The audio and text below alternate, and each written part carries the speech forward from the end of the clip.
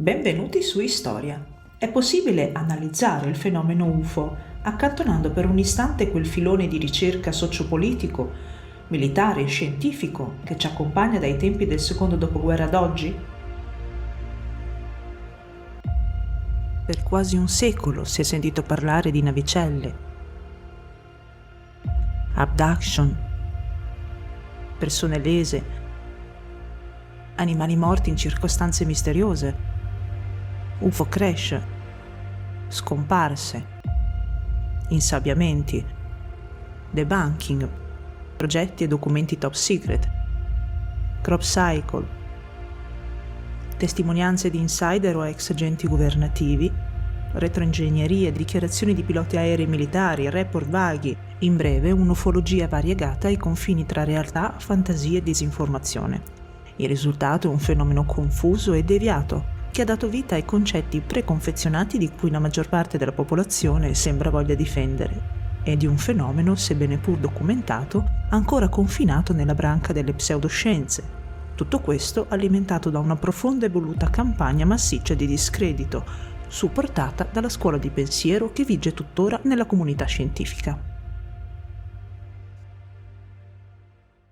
Sintetizzando, nel fenomeno UFO si sono diffuse le più varie correnti di pensiero differenti. Troviamo ad esempio la comunità scientifica, che fornisce e ha fornito ipotesi riconducibili alla sociopsicologia, all'isteria di massa e alle proiezioni psicologiche. Poi troviamo governi che si sono battuti già dagli anni 40 per un'informazione deviata, negando con tutti i mezzi ciò che succedeva nei cieli del nostro pianeta, accantonando inoltre nell'oscurità i testimoni oculari di tali fenomeni. Governi che oggi, nella frenetica corsa della conquista allo spazio, sembrino mostrare un cambio di paradigma intenzionale direttamente proporzionale agli interessi geopolitici in atto. Sembrerebbe dunque un interesse prettamente militare verso un fenomeno potenzialmente minaccioso per la sicurezza nazionale, non considerando però l'implicazione delle molteplici discipline pseudoscientifiche che potrebbero sostenere e dare corpo a ciò che viene considerato estraneo e controverso in partenza, ma che erroneamente viene giudicato a priori senza conoscere la vera e reale sostanza del fenomeno, come confermato in molte occasioni. Dall'altro lato troviamo molti ricercatori e ufologi che indirizzano il fenomeno verso un'unica direzione, quella dei visitatori extraterrestri provenienti da altri pianeti, o residenti e fondatori di colonie terrestri fin dall'alba dei tempi.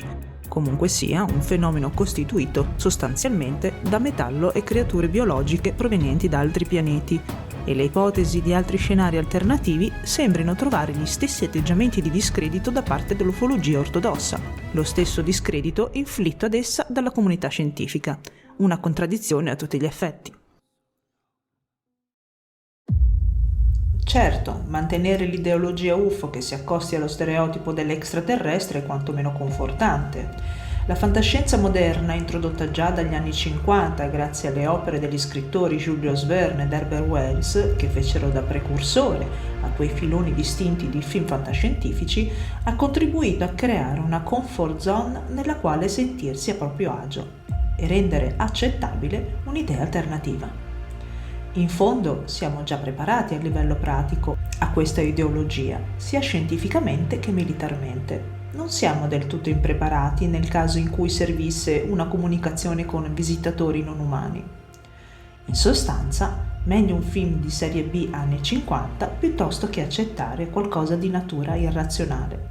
Purtroppo la teoria che si basa sul concetto di UFO provenienti da altri pianeti, nonché l'ipotesi materialistica, non dà una risposta completa alla fenomenologia in sé, in quanto presenta strette analogie con fenomeni altri.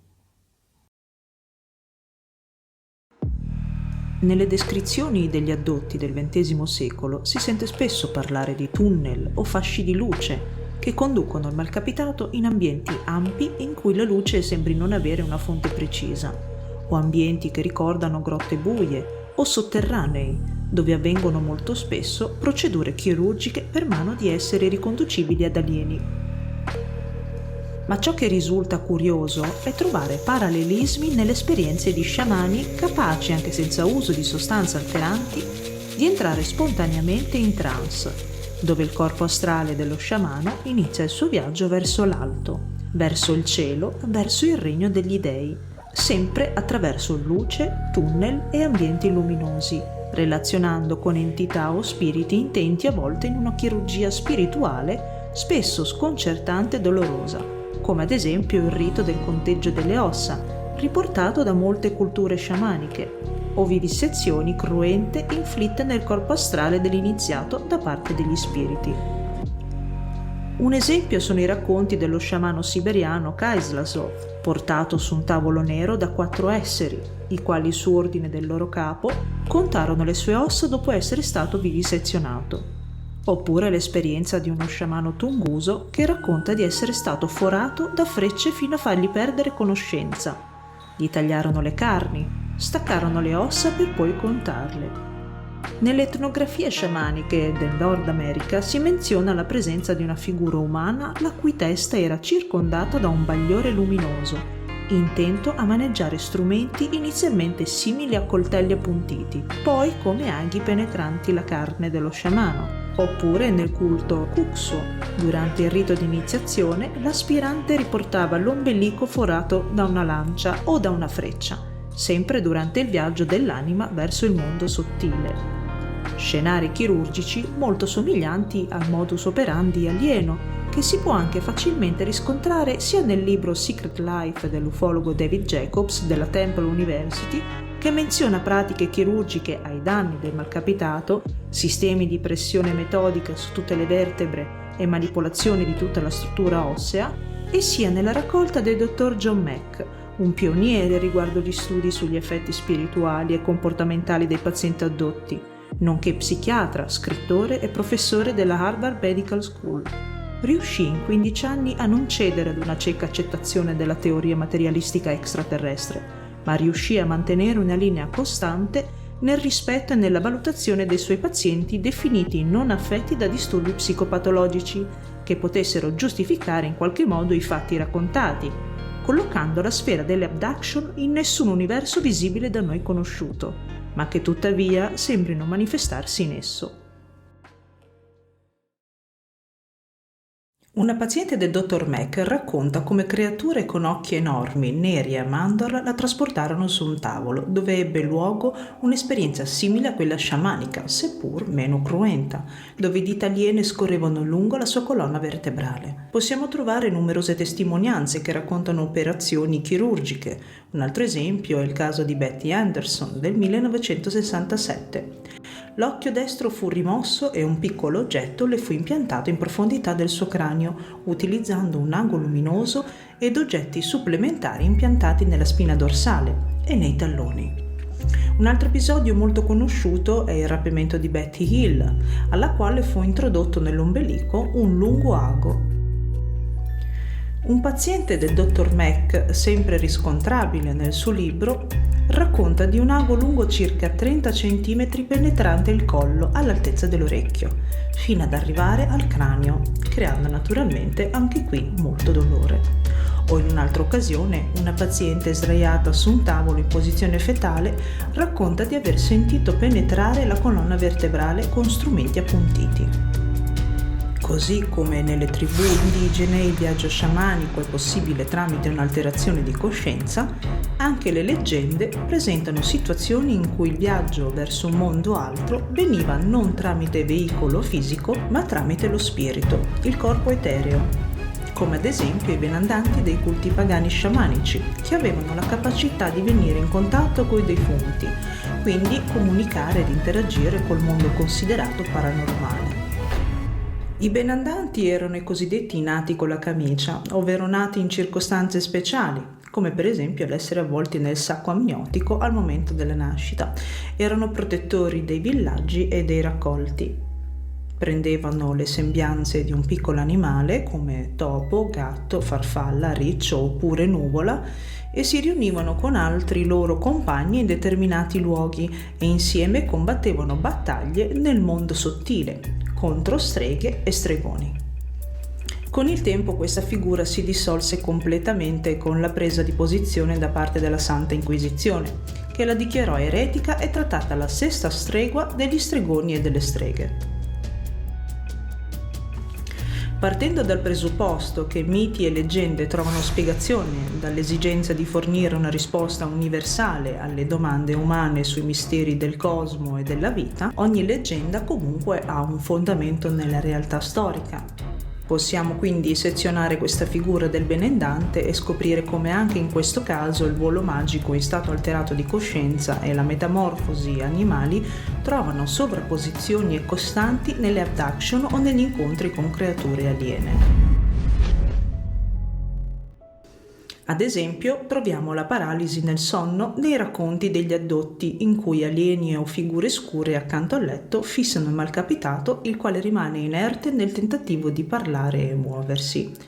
Stesso scenario nella tradizione folcloristica che menziona nell'antichità divinità demoniache mesopotamiche come il sumero Lilu, la cui controparte femminile Lilith, che costituiscono il primo riferimento a una creatura disturbatrice del sonno, responsabile degli episodi di paralisi, o come nelle testimonianze anche odierne di folletti o creature del piccolo popolo descritte saltellare o posarsi sul petto, creando una sensazione di immobilità e incapacità nel parlare. La levitazione e il filo di luce. Anch'essi una costante nella casistica delle abduction. L'impressione di galleggiare sopra il letto o fluttuare verso una fonte di luce, l'essere attratto e spostarsi senza toccare superficie alcuna nel tentativo di raggiungere il più delle volte l'oggetto volante, linee, corde o trame di luce che si estendono dal corpo verso alcuni esseri o entità,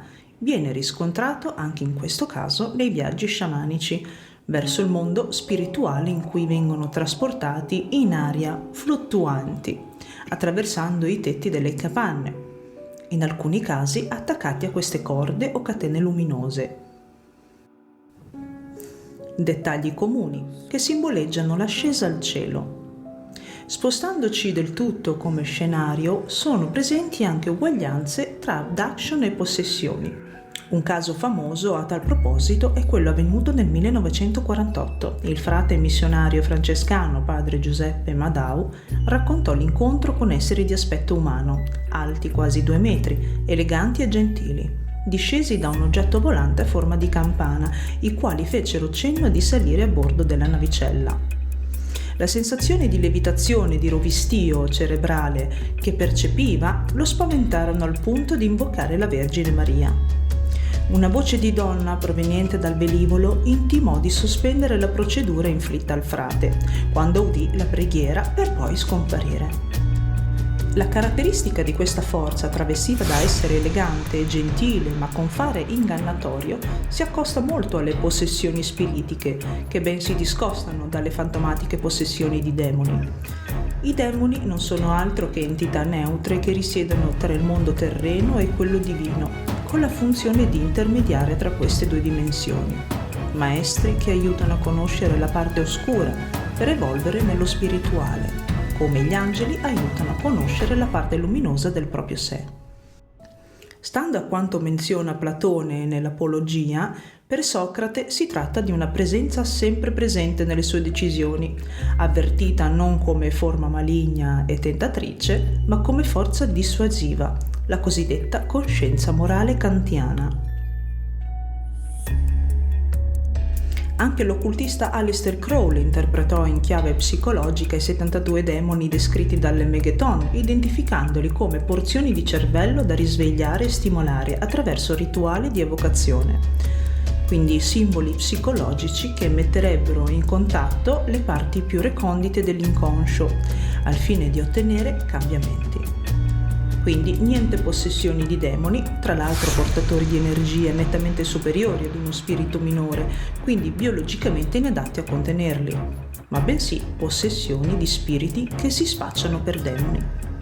Anime di persone defunte che non hanno raggiunto la consapevolezza spirituale adatta a trasmigrare ai piani più sottili, dove ultimare la propria evoluzione, rimasti quindi intrappolati per paura o per attaccamento alla nostra dimensione, e che riversa tramite l'ospite nelle manifestazioni le stesse credenze che lo hanno influenzato in vita. Se uno spirito muore cristiano ma rimane intrappolato in questa dimensione, continuerà in morte a preservare le proprie credenze, anche se tuttavia può adottare strategie ingannatorie pur di non separarsi dall'ospite per il dominio dell'incarnazione, come ad esempio il definirsi demone. La stessa fede ed inganno può trovare similitudini in questo caso nell'esperienza di Padre Madao con queste entità manipolatrici, anche se il controllo di un'entità aliena su un addotto avverrebbe dall'esterno, a differenza della possessione spiritica in cui il parassita agisce infestando internamente il corpo del soggetto. L'ipotesi parafisica, se ben disorientante, metterebbe in discussione la totale realtà dimensionale di cui facciamo parte, implicando di conseguenza la possibile presenza di dimensioni extra e mondi paralleli, che spiegherebbero la natura sottile di queste entità, impalpabili, lucenti o offuscati come nuvole di fumo, in grado di comparire e scomparire, in grado di manipolare la materia e comunicare telepaticamente. Alla domanda iniziale circa la possibilità di studiare il fenomeno UFO mettendo da parte il metodo ortodosso, la risposta, per quel che mi riguarda, è sì. L'ipotesi parafisica è il filo che può unire tutti i punti rimasti in ombra da secoli. Ma attenzione, mettere da parte non vuol dire escludere. Pretendere di avere posizioni scettiche o unilaterali al limite tra scientismo, dogma, scienza patologica, includendo luoghi comuni, stereotipi e idee radicate, costituisce un errore epistemologico che rivela anomalie metodologiche. È necessario dunque tenere in considerazione che la branca del paranormale, della parafisica o del folklore è argomentazione borderline, quindi necessita di osservazioni prive di sciocchi preconcetti, adottando dove si può un metodo induttivo nel descrivere una legge naturale probabile, osservabile dalle testimonianze, dagli studi, dalle esperienze e dalle premesse che nei secoli hanno contribuito a gettare le basi di questa fenomenologia ancora variegata e bisognosa di chiarezza. Se nominiamo l'ipotesi parafisica, è doveroso menzionare i padri di quella che viene definita la New Ufology, Jacques Vallée e John Keel, i quali offrono un'alternativa di una realtà ben diversa, non ancora presa in seria considerazione dall'opinione pubblica e non solo. Si parla di quei mondi multidimensionali di cui il folklore ne è protagonista da secoli e che i fenomeni che caratterizzano tale mitologia, sebbene apparentemente fantascientifica, sembrerebbero trovare sede nel corpus di tutti quei fenomeni inspiegabili all'essere umano attuale. Parlo di fate, gnome, folletti, elfi, spiriti elementali, eventi paranormali, creature antropomorfe e tutto ciò che viene considerato fenomeno misterioso. Perché non inserire la questione alieni, intesi come extraterrestri, in tale contesto? La parola alieno deriva dall'aggettivo latino alienus e questo a sua volta dal pronome indefinito alius, che appartiene ad altri, estraneo. Dunque la classica rappresentazione del concetto di alieno in base alla visione etimologica, la metodologia di ricerca può assumere un atteggiamento differente, più ampio, abbracciando così tutti quei fenomeni altri appartenenti a più settori contemporaneamente, ma che mostrano caratteristiche simili che li rendono interessanti per chi intende rinunciare all'eredità del positivismo senza ricadere in un nuovo dogma. Ma ovviamente non tutti i miti sono portatori di verità. La mente umana di qualsiasi epoca può adottare atteggiamenti irrazionali ed emotivi, radicati da un contesto sociale difficile sempre presente nella storia. Che la collettività vive direttamente o indirettamente eventuali minacce può sviluppare, secondo il pensiero junghiano, un inconscio in grado di creare immagini unificatrici, fenomeni onirici o disagi psichici, capaci di rassicurare uno smarrimento collettivo represso troppo a lungo. Ecco quindi che il bisogno di rassicurazione si incanala in un fabbisogno di creare miti e archetipi, anche ai giorni nostri, ad esempio attraverso segnalazioni di presunti velivoli o luci che altro non sono se non una suggestiva malinterpretazione di un fenomeno riconducibile, il più delle volte, a tecnologia nostrana convenzionale o non ancora ufficializzata, a fenomeni naturali o astronomici. Ma in seguito lo psicologo Jung ammetterà che questa analisi non giustifica la totalità dei casi.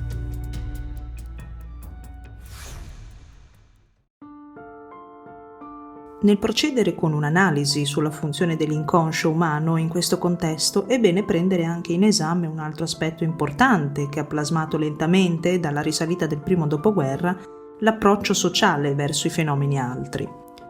Parlo della manipolazione collettiva riconducibile al padre della propaganda, nonché Edward Bernays, che nei lontani anni '20 rielaborò da suo zio Sigmund Freud la teoria di rivoluzionaria conoscenza dell'inconscio.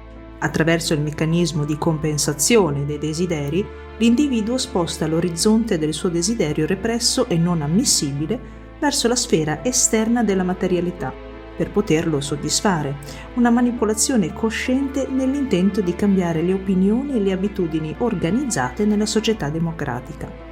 Dunque i responsabili di tale meccanismo sociale incentrato sulla psicanalisi formano un governo invisibile che dirige il paese. Sia che si tratta di propaganda culturale, tutto necessita di un'efficace censura, nella quale lo stesso scopo viene raggiunto, non attraverso false informazioni, ma prevenendo la conoscenza di informazioni vere. Una metodologia cardine adottata in seguito anche dalle gerarchie naziste, nonché dal ministro della propaganda Joseph Goebbels, che dal 1933 al 1945, con i suoi 11 principi di propaganda elettorale, promosse gli ideali nazifascisti, come il principio dell'esagerazione e del travisamento, che consiste nel trasformare qualunque aneddoto, per piccolo che sia, in minaccia grave.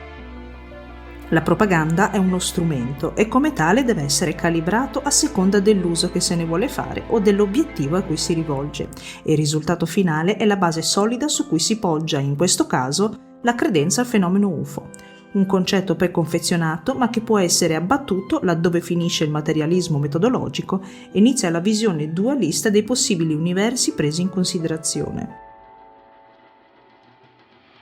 Gli scrittori e ricercatori menzionati in precedenza, John Keel e Jacques Vallée, con la loro teoria parafisica del fenomeno UFO formulata alla fine degli anni 60 e inizi anni 70, costruirono un ponte molto significativo nell'ufologia. Keel e Vallée ipotizzano uno scenario nel quale tutti gli esseri o entità dell'immaginario collettivo, come ad esempio fate, gnomi, yeti, extraterrestri, vampiri e uomo falena, erano e sono fenomeni misteriosi, che si travestono in base al contesto storico in cui si manifestano per essere più credibili agli uomini, manipolandoli inconsciamente, esercitando la loro influenza ed il loro controllo sulle credenze e sul comportamento fin dall'alba dei tempi, come affermò in precedenza anche lo scrittore e ricercatore statunitense Charles Fort.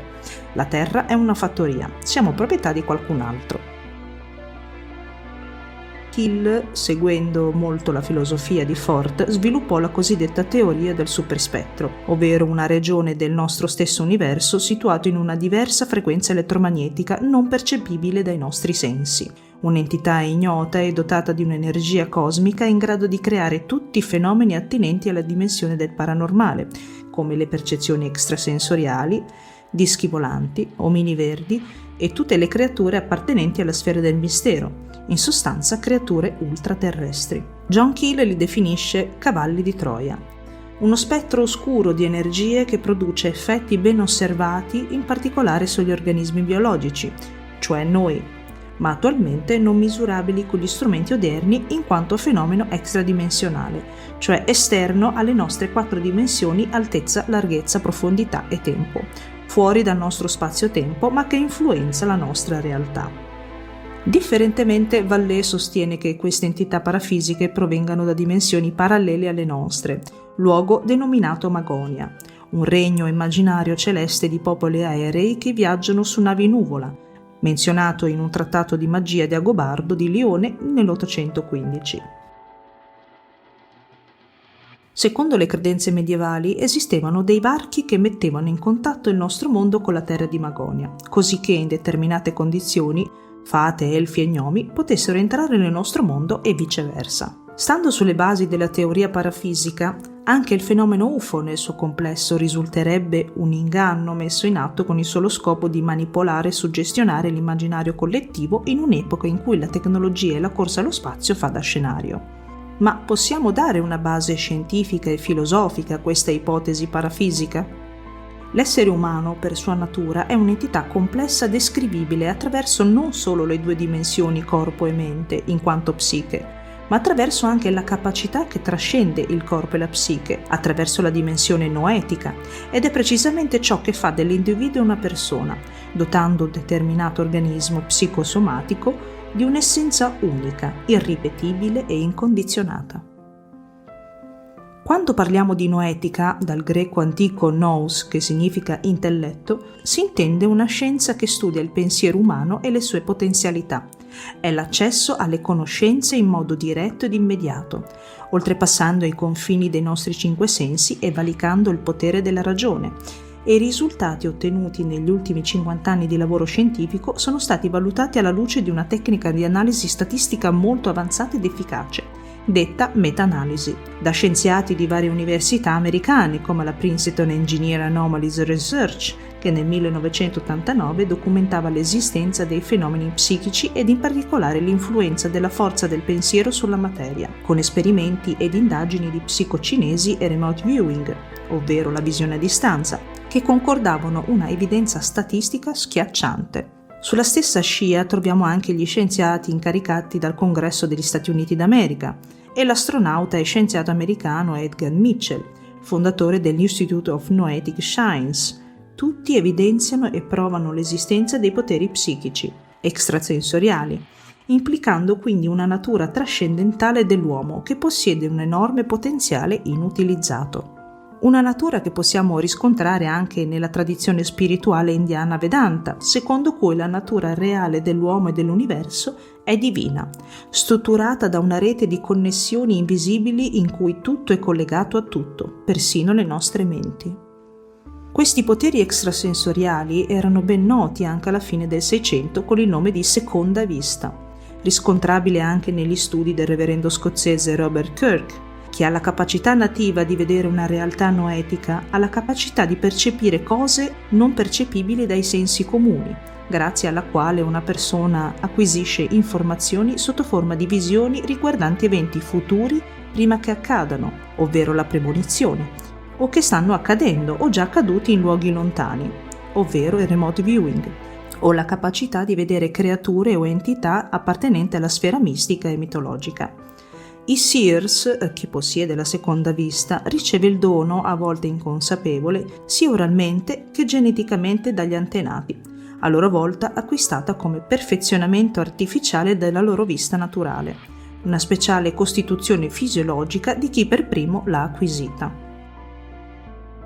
Anche il fisico e filosofo David Bohm, influenzato dalle conversazioni che ebbe negli anni 70 con il guru indiano Krishnamurti, si convinse che il misticismo orientale nascondesse alcune verità che la fisica occidentale avrebbe potuto riscoprire, e l'idea dell'esistenza di una realtà nascosta che potrebbe spiegare le esperienze trascendentali, gli eventi paranormali e le anomalie percettive.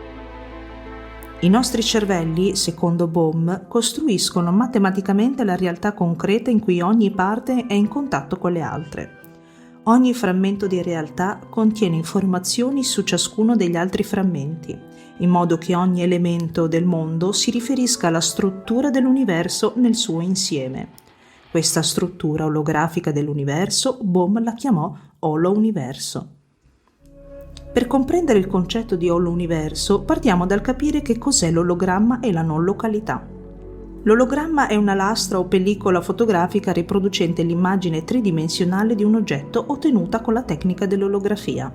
Gli ologrammi sono definiti come figure d'onda interferenti ottenute tramite l'uso di un laser, aventi la specificità di creare un effetto fotografico tridimensionale. Essi, a differenza delle normali fotografie, ci mostrano una rappresentazione tridimensionale dell'oggetto proiettato. Ogni parte dell'ologramma poi contiene l'intera informazione. Tagliando in due parti l'ologramma, entrambe mostreranno sempre l'oggetto per intero. Come sostiene Bohm, ogni frammento di realtà contiene informazioni su ciascuno degli altri frammenti. La non località invece dei fenomeni quantistici è la caratteristica fondamentale del mondo microscopico, dove due particelle subatomiche sono in grado di influenzarsi reciprocamente a prescindere dalla loro distanza, sia che si tratti di 1 millimetro che di diversi miliardi di chilometri. Queste particelle subatomiche, unite indipendentemente dalla loro distanza, trovano spiegazione nell'assenza della loro distanza. In altre parole, le particelle che apparentemente fanno parte di un mondo frammentato non comunicano realmente fra di loro, ma fanno parte di un unico organismo implicato o avvolto in ogni cosa, e che ogni cosa a sua volta sarebbe implicata nel tutto, dove la reale locazione risiede fuori dal tempo e dallo spazio, quindi non locale, proprio come una struttura ologrammatica. Anche l'uomo, così come le particelle, è una molteplicità che vive in sincrono con tutte le sue componenti. Questo concetto profondo ed olistico di universo e non località introduce una realtà tangibile e illusoria. Bohm avanzò pertanto la teoria dell'ordine implicito, che spiega la comunicazione e la distinzione tra due diversi piani delle realtà, il foreground, ovvero l'ordine esplicito, e il background, l'ordine implicito. Il background o d'ordine implicito è la matrice del fenomeno, è un mondo che non possiamo mai realmente conoscere a fondo. Noi possiamo apprenderlo, ma non possiamo mai comprenderlo. È la parte noumenica del fenomeno, collegandoci al pensiero del filosofo Kant, quella parte misteriosa che è ciò che c'è oltre. Il foreground o d'ordine esplicito è la realtà fenomenica kantiana, è ciò che si lascia conoscere nel nostro spazio-tempo con la nostra capacità comprensiva che si limita ad un'analisi basata su una realtà empirica, fondata sull'esperienza e i nostri sensi. Per Bohm la realtà reale può essere catturata solo da una mente libera, liberata dalle illusioni generate dal processo stesso del pensiero. L'universo percepibile e misurabile è solo una manifestazione di questa realtà profonda sottostante o una proiezione di livelli più profondi di realtà, che a loro volta hanno origine in un ordine implicito. Questa manifestazione o proiezione avviene secondo un processo mediante il quale le particelle subatomiche si dissolvono all'infinito nell'ordine implicito e poi cristallizzano nell'ordine esplicito. Pertanto, l'apparente solidità degli oggetti e la fisicità delle entità che percepiamo nel foreground, in questo caso associato ad avvistamenti di navicelle spaziali o creature appartenenti alla sfera del mistero, è generata da un processo continuo di implicazione ed esplicazione. È così che Bohm paragonò l'interazione tra questi due piani della realtà alle proprietà degli ologrammi. Questa idea di continuum che unisce la realtà materiale a quella invisibile spiegherebbe i fenomeni altri causati da una sintonizzazione volontaria o involontaria con il background.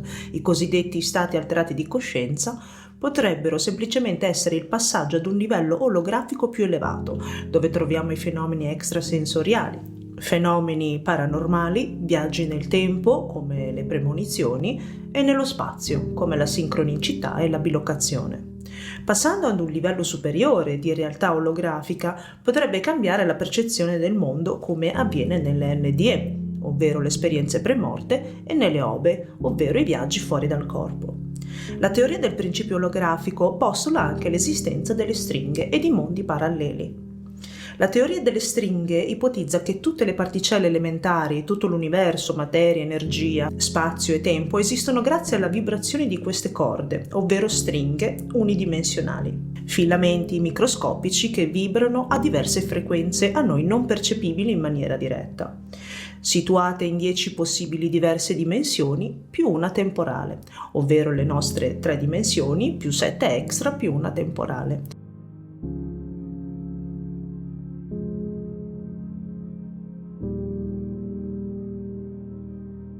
E possono essere sia aperte con 2 estremi oppure chiuse ad anello. Le diverse vibrazioni o frequenze delle stringhe conferiscono le proprietà che ci distinguono quali carica e massa. Esse sono la dimensione più piccola dell'esistenza.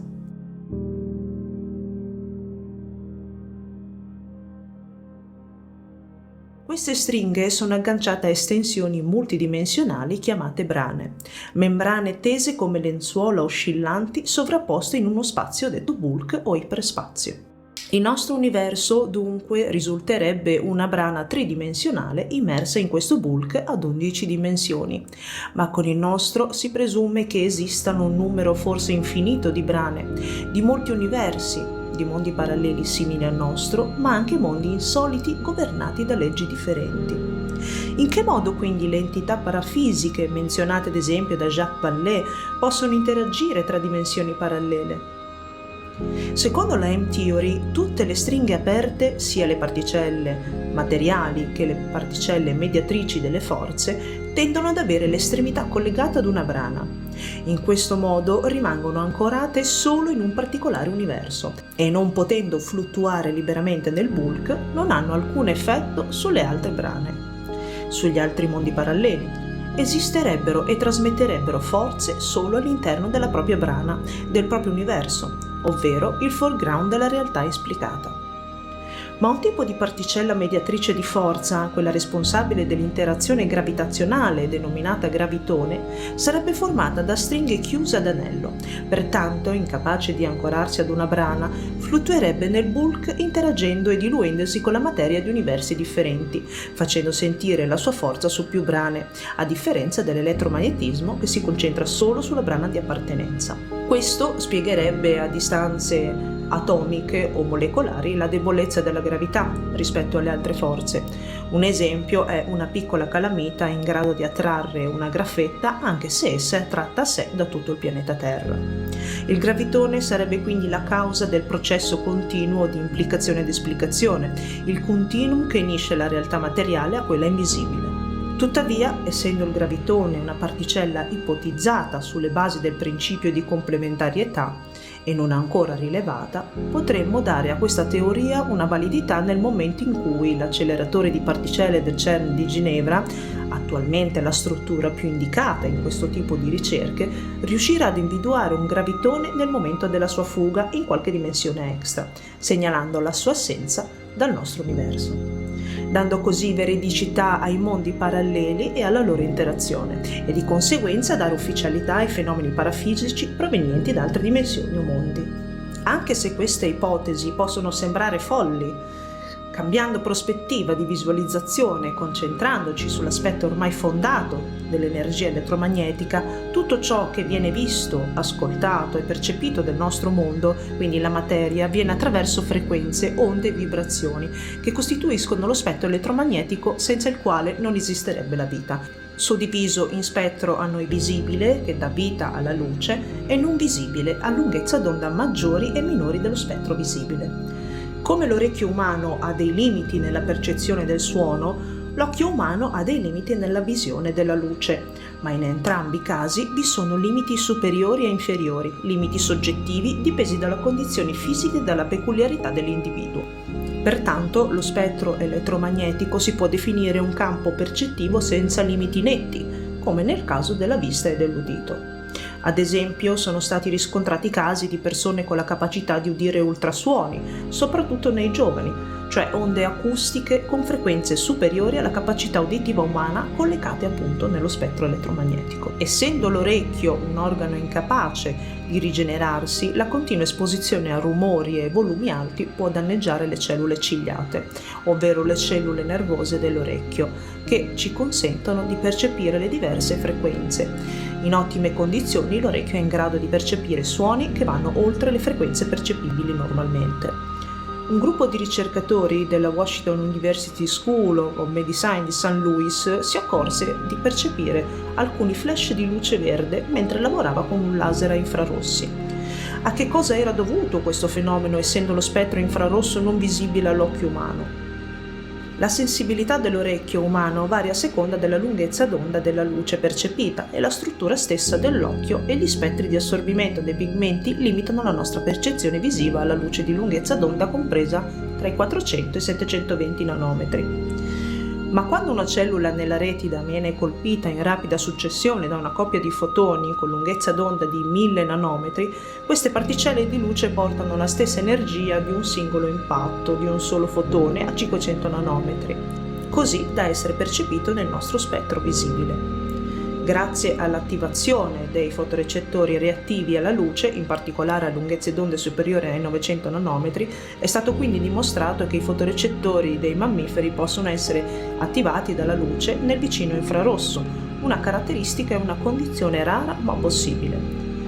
Questi concetti ovviamente non danno ufficialità o veridicità schiacciante ai fenomeni altri, ma aprono uno scenario possibilista verso alternative che vanno oltre l'immagine ortodossa scientifica, condizioni particolari e soggettive, come ad esempio il dono della seconda vista, che rendono la figura umana non misurabile come processato dalla delimitazione metodica scientifica, ricercando solo ciò che poteva essere misurato e contato, tagliando fuori le grandi questioni metafisiche.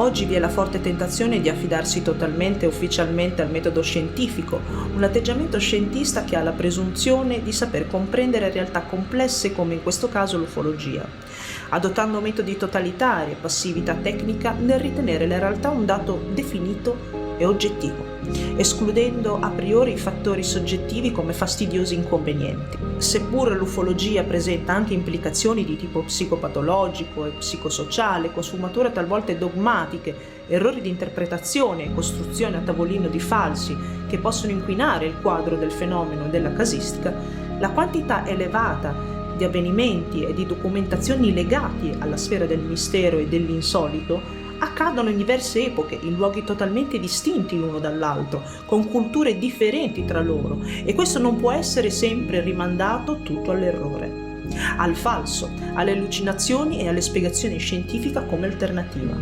La scienza è pur sempre un'attività umana, come la definisce lo scrittore Michael Sofka, e in quanto tale soggetta a metodi e conclusioni influenzate dalle assunzioni psicologiche, sociologiche, storiche, religiose e politiche del singolo scienziato e della comunità scientifica. Un addestramento scientifico diventato parte integrante della normalità, che non valuta il ruolo fondamentale che assumono altre forme di pensiero, come la metafisica, ma che predilige sbandierare una scienza al servizio dell'uomo mentre costruisce armi di distruzione di massa, e sul piano della scienza economica fatta nascere un sistema consumistico insostenibile. Tutti questi interessi sociopolitici e militari non sono da considerarsi uno strumento universale, un mezzo che sta principalmente alla base della conoscenza umana, come anche la religione, che sbandierano un'autorità incline all'opposizione e imposizione, senza divenire alcuna forma di dialettica e difesa della vera natura umana, quel mondo interiore dove risiede un altro universo da scoprire. Come possiamo pretendere di conoscere l'universo se parallelamente non ci concediamo la possibilità, almeno per quanto riguarda l'ufficialità della scienza, di studiare il nostro universo interiore? Una scienza a portata d'uomo diverrà solo quando la relazione tra gli uomini e la vera essenza della materia sarà più importante dell'efficienza e del progresso materiale. Spero che il video vi sia piaciuto, se è così mettete un like per contribuire alla nascita di questo nuovo canale. Io vi saluto e ci vediamo al prossimo video.